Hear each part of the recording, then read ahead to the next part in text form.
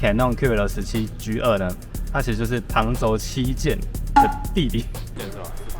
800。靠，刚不是在讲800T，他问我这个卷多少？没有，我忘记过片，来不及。不会拍到什么平常看不到的东西？不会吧？安鸟威。我是平常看不到东西。他看不到东西就是拍到平常看不到东西。西班牙跟葡萄牙的交界叫巴拿马运河，我不知道，我乱讲了。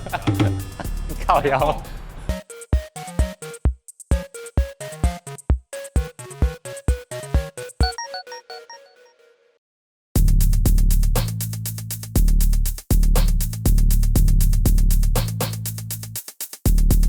Hello， 大家欢迎回到写真浪漫，我是奇诺，然后他是俊，他是我一个就是最近认识的摄影师新朋友，但他叫翔，然后他是专长是拍应该是人像摄影吗？对，人像摄影，主要以人像摄影。Sticky。我也会在说明栏附上他的 IG。等一下要去环南整建住宅，我最近有在这边拍过，但大家都说环南，因为它其实是一个圆环的概念，然后环南旧公寓或对环南旧公寓，它2楼的那个楼梯整个建筑会绕成一圈，所以其实还蛮特别。现在已经超过傍晚了，我才拍摄嘛，那就想说晚上拍摄的话，可能光是个很大问题，所以我今天带来这台是 Canon 的 Canonet QL17啊，就它光圈最大有 1.7。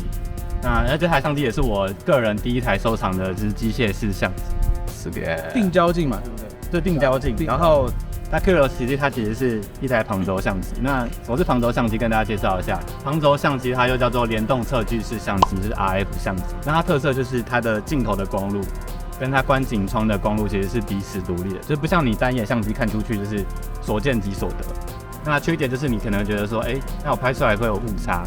可是如果往好的方面想，就是它通常这种相机，它观景窗都比较明亮、比较大，而且就是你可以看到你拍摄的景框以外的场景，所以还蛮有助于说新手，就是你在拍照的时候可以方便你构图。是个大家不知道有没有听过那个日本的旁轴相机7键？7键的意思是说，在日本的那个旁轴相机发展到最成熟的时期，然后有7台就是最优秀、最屌的相机，共同特色就是他们都是联动测距式的相机啊。然后都是可以手动，然后机械式，然后固定镜头啊，都可以测光，然后进阶快门这样子的相机。想问一下俊，你知道旁轴7键是哪7键吗？Minolta 7S、Konica FD 35FD， 然后 Konica iMac 7S，不对，他超猛的。我原本想说，好，没关系。总之呢，就是想讲的是，我们今天带的这台，它是Canon QL17G2呢。它其实就是旁轴7键的弟弟，因为我的这个不是3代了，它旁轴7键的那一台其实是 G3， 然后大家可以看到这个名牌，它其实就是3代的话，它写的就是 G3啊。Canon Canonet QL17系列从1965年开始推出，一直到1982年停产，总共经历了3代。第一代配备45mm f1.7 光圈，第二代改成40mm f7.7 光圈，降低了体积和重量。第3代的改进较小，主要是测光电池只是从指针式变成灯泡式。测光电池采用现在比较少见的 PX625，并且属于叠影对焦式的旁轴相机。特别是机身可设定闪灯出力数值，让相机自动调整搭配的光圈。还有值得一提的点呢，是 QL17系列的第3代，有很大一部分的产线移到台湾的台中潭子加工出口去生产。就是说可以买得到 NIP 的 QL17哦。因为现在时间稍微比较晚了啦，所以我们今天带的底片啊，那个应该是柯达吧，我不知道他是写800T，反正电影片啦。柯达800T是柯达的电影片，然后这边写画一个灯光的图案3200，是代表它的色温是3200，所以代表我们在平常日光下拍起来会稍微冷一点点，偏蓝的颜色。那跟大家讲一下 QL17啊，它那个最大的特色点就是 QL 是什么呢？就是 Quick Load， 它装片非常的跟其他一般那种要卡磁孔的相机非常不一样。它只要像这样，这边有一个橘色的一个示意的区域啊，我现在只要把我的片头拉到橘色这边区域，然后这样盖起来，关上背盖。一般底片就是你关上背盖，通常你就可以顾个1-2下都可以拍了嘛。那这台比较不一样，它要这样子，它要直接过完4次，它就不让你偷片头，它不让你偷片头，你这人就真的只有36。对对对，可是很方便啊，因为像我一开始在玩底片的时候，我超不会上片的，我每次那个失控，然后那个片轴我都会松掉，然后有好几次就是拍到整卷之后，看我根本就没有上片。好啦，在节目开始之前呢，先跟大家介绍一下，我们写真浪漫旅了是一个介绍底片摄影的街拍散步频道。那如果你喜欢我们的影片的话，欢迎按赞、订阅、分享。那我们就出发喽！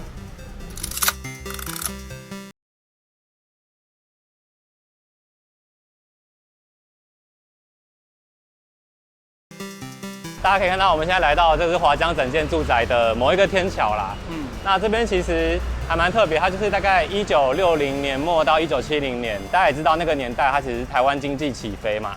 然后其实就很多人从可能中南部啊北漂上来台北，当时的台北市政府就征收了华江这带的土地，然后盖了这样子的一个集合住宅啊，就是一个像圆环式的很大的一个住宅区，加上4座天桥组成的。靠近那个要往板桥的连江桥边，而且它这边我觉得很特别，是我不知道大家有没有看过那个天桥上的魔术师。其实它这里的住宅方式有点类似当时的中华商场，其实蛮近的，因为你说的那个在中华路也在附近啦，其实也在附近，就是当年的有点像国宅吧。然后它其实有点妙，它是一个有点住商混合的区域啦。那早年其实蛮热闹的，但现在显而易见也是有一点点没落。现在外拍好经典。其实很多住在这里的人，就是还是当地的居民，比较少那种外来移民现在会选择这个地方。那现在就是想要带大家，我们来这个地方晃一晃，然后看一下这边的天桥啊，和这边居民和房屋的形态怎么样。西班牙跟葡萄牙的交界叫什么？巴拿马运河，我不知道，我乱讲了，靠腰。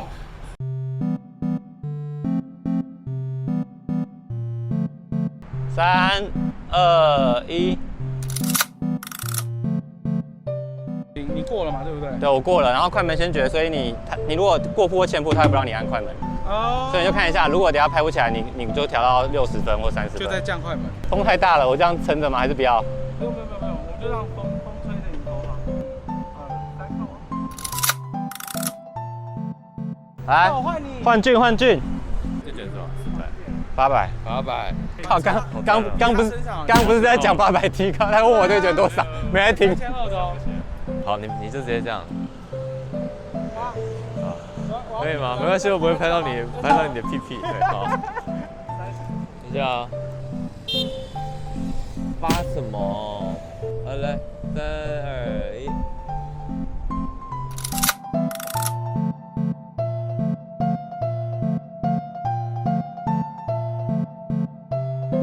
他 bug 在哪嘛？他没有讲说多少奖金。就如果他要讲的话，直接发个文嘛，抽成。这个点太黑了，800撑不起来。他现在已经到红区了，所以我没有我忘记过片，来不及。所以重复吗？不是啊，我忘记过片，然后他已经转身过来，我不敢拍了。我怕他想说我在冲他笑。我跟你说，每次拍这台啊，到很晚上的地方，我都当着孤焦在拍，真的很难对。你不要那么硬啊，你可以放松一点。讲笑话是不是？3、2、1。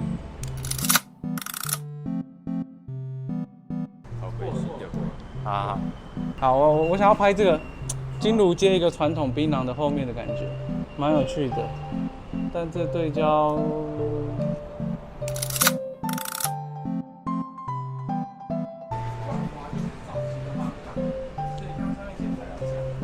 会不会拍到什么平常看不到的东西？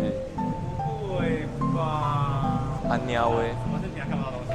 非常好的摄影作品。平常看不到的东西就是拍到平常看不到的东西。你知道为什么它这种可以用更慢的安全快门？因为它的那个快门其实很轻巧，不像有些单眼就咔嚓下去。啊，你假如用慢快门，你整个就爆糊。对，所以这台我个人觉得到30还行。但推荐新手尽量还是抓60。对啊。60还是比较。不然你就上脚架。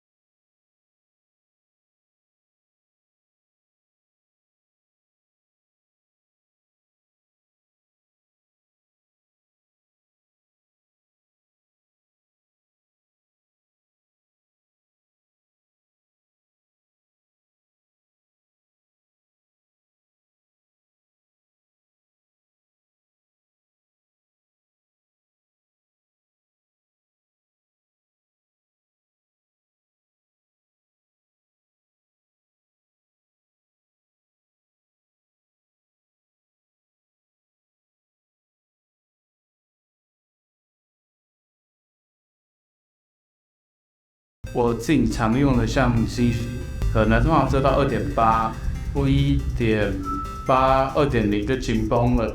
然后我们今天用800度的底片，所以其实我们在晚上多数其实它用 Auto 模式，快门大概15、30都还拍得到。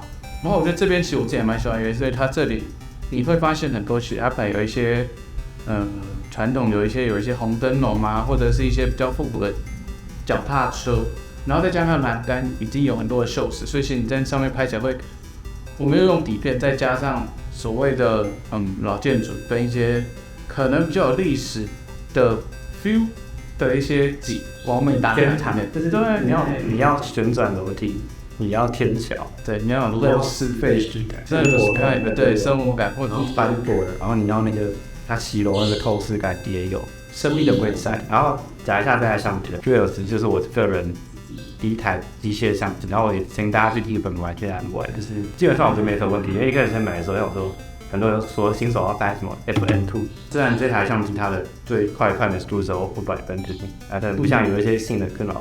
那因为它轻巧啊，对，它出门没有什么压力。对，讲实话，现在里面它真的，我们说卖的好，或是大家喜欢，真的是轻便、方便、好带，再加上好看。它有一个封号啊，穷人徕卡，东方徕卡。虽然我觉得也不一定要跟徕卡就是去做连接，它本身画质是真的蛮棒的，我觉得很赞。我的 IG 5个字，他妈加我的16个6个字哦，6个字的16个，就是那种3个字超级可悲。我以为我现在有什么还原？也在为了维持，我们在问时间。就有好用，轻便了，你也不用另外买镜，然后有红斑，给我红斑，就不用灯胶。虽然说晚上其实看不太到，不用去追求狗冰什么。40年就很直接拍视角了。对，你要稍微开个人像，也是有点谨慎。然后你要直接拍，也不至于然后太窄太长。那样子，如果你喜欢我们的频道的话，欢迎一起订阅、按赞、分享。啊，我是写真浪漫旅，我们下次见喽。